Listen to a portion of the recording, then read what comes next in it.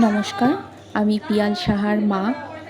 আমাদের একটা সূচনা গ্রুপ আছে, যেখানে আমরা গ্রুপ হয়ে বাচ্চাদের কাজ শেখাই এবং বোঝানোর চেষ্টা করি। এখানে আমরা বাচ্চাদেরকে দোকানে গিয়ে কিছু টাকা দিয়ে কিনে নিতে হয়, সেটাই বোঝানোর চেষ্টা করছি।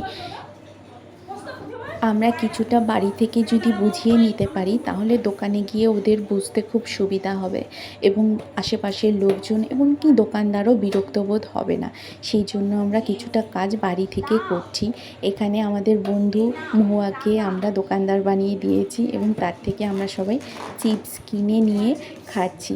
শুধু ওদেরকে একটু বোঝানোর চেষ্টা করি, যাতে ওদের কাজটা সহজ বলে মনে হয়।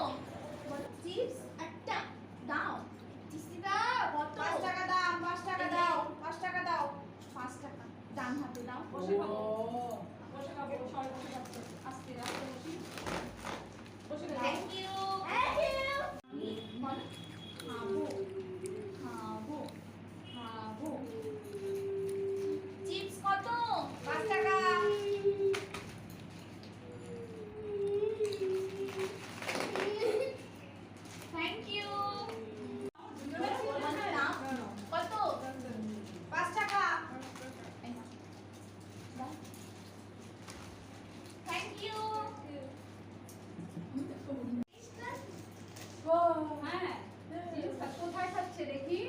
কোথায় কে খাচ্ছে? আন্টি। নড়বো না। আন্টি আগে আমাকে চাইবে টাকা দাও, তাহলে দেবো। টাকা দাও। কিনবো। আয় করতে আমাকে বলতে হবে তো, কি করে দেবো? মা দাও। চিপস কিনবো।